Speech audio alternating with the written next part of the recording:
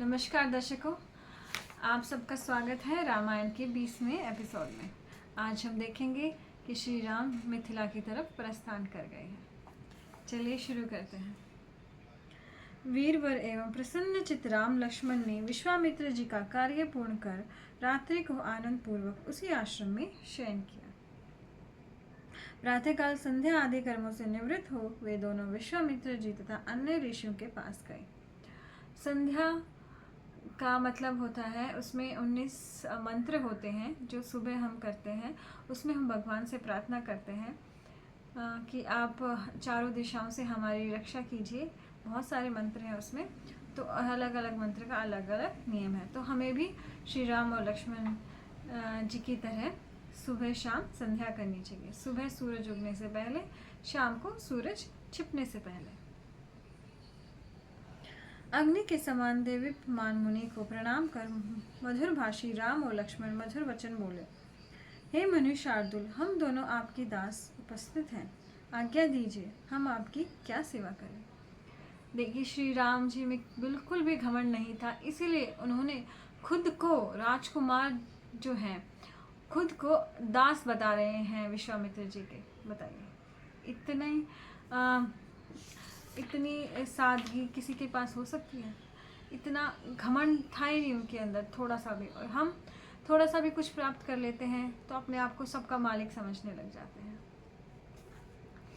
उन दोनों राजकुमारों के ऐसा कहने पर विश्वामित्र जी को आगे करके सब महर्षि बोले, हे नरश्रेष्ठ, धार्मिक मिथिलाधिपति जनक के यहाँ एक बड़ा यज्ञ हो रहा है।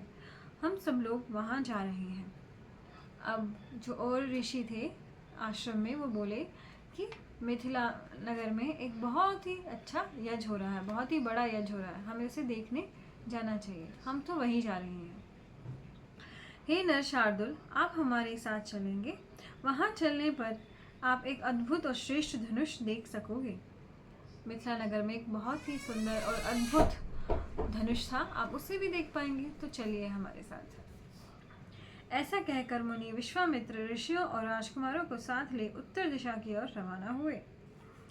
विश्वामित्र जी के चलते ही उस आश्रम के हिरण और पक्षी भी तपोधन महात्मा विश्वामित्र जी के पीछे हो लिए, परंतु विश्वामित्र जी ने उन पशु पक्षियों को लौटा दिया। जब वे लोग बहुत दूर निकल गए और सूर्यास्त होने लगा तो उन्होंने शोण नदी के तट पर डेरे डाले। तो देखिए, कितने महान थे विश्वामित्र जी कि वहाँ के पक्षी उनको जानते थे, उनके साथ रहना चाहते थे। आपने भी कई बार देखा होगा, गांव में चिड़ियों को दाना डालते हैं, राइट? तो जो इंसान दाना डालता है, अगर वो मर जाए तो उसके बाद वो चिड़िया वहाँ आना छोड़ देती है। तो इतना लगाव हो जाता है पक्षियों को इंसानों से। सूर्यास्त होने पर उन लोगों ने स्नान कर संध्योपासना और अग्निहोत्र किया। तदंतर के विश्वामित्र जी को आगे करके बैठ गए। तदंतर महा तेजस्वी श्री राम ने मुनिवर विश्वामित्र जी से कौतूहलपूर्वक पूछा, भगवान, यह हरे भरे वनों से युक्त देश कौन सा है? मैं यह जानना चाहता हूँ, कृपया मुझे इसका ठीक ठीक वृत्तांत बताएं। अब वो पूछ रहे हैं कि इतना हरा भरा, इतना सुंदर ये नगर कौन सा है?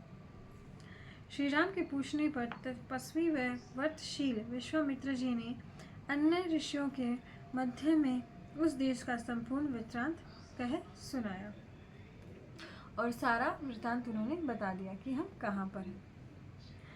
विश्वामित्र जी ने ऋषियों सहित वह रात्रि शोण नदी पर व्यतीत की। प्रातःकाल होने पर वे राम से बोले, हे राम, उठो, प्रातःकाल हो चुका है, तुम्हारा कल्याण हो। अब संध्योपासना कर चलने की तैयारी करो। कि अब आगे चलते हैं। मुनिवर का यह वचन सुन श्री राम प्रातः कृत्यों से निवृत्त हो फिर वे सब लोग विविध वनों को देखते हुए आगे चले। जब वे चलते हुए पर्याप्त दूर निकल गए थे तो दोपहर के समय उन्हें मुनियों से सेवित श्रेष्ठ गंगा दृष्टिगोचर हुई। अब गंगा नदी को वो देख रहे हैं। हंस और सारसों से सुशोभित उस पुण्य सलीला गंगा को देखकर राम लक्ष्मण सहित सब ऋषि अत्यंत प्रसन्न हुए। अब गंगा नदी को देखकर ही प्रसन्न हो गए हैं, तो सोचिए वहाँ कैसा नज़ारा होगा। क्योंकि जो गंगा नदी है वो जिन पहाड़ों में से निकलती है वहाँ पे बहुत सारी जड़ी बूटियाँ होती हैं, तो वो उन जड़ी बूटियों के अंदर से उसका पानी निकलता है तो उसमें जड़ी बूटियाँ मिल जाती हैं, जिसके कारण उसका जल इतना पवित्र हो जाता है कि आप घर में भी उसे 1-2 साल तक रखेंगे तो उसमें कीड़े नहीं पड़ते हैं, राइट। इसलिए गंगा जल बहुत ही निर्मल और बहुत ही पवित्र होता है, बहुत ही स्वच्छ होता है। वे सब लोग गंगा के तट पर ठहर गए। स्नान, संध्या, यज्ञ शिष्टानन को खाने के पश्चात वे सब लोग प्रसन्नचित्त हो विश्वामित्र जी के चारों ओर बैठ गए। तब प्रसन्नचित्त श्री राम ने कहा, भगवान, मैं त्रिपथगा गंगा का वृतांत सुनना चाहता हूँ। राम के इस प्रकार पूछने पर तपोधन विश्वामित्र जी ने ऋषियों के मध्य में बैठे हुए सारा वृतांत कह सुनाया। तो आज आपने देखा कि कैसे उन्होंने गंगा और मिथिला नगरी के तरफ वो जा रहे थे। तो कल हम मिथिला नगर पहुँच जाएंगे, आशा करती हूँ आप भी मेरे साथ पहुँच जाएंगे। तो आज के लिए इतना ही, बहुत बहुत धन्यवाद।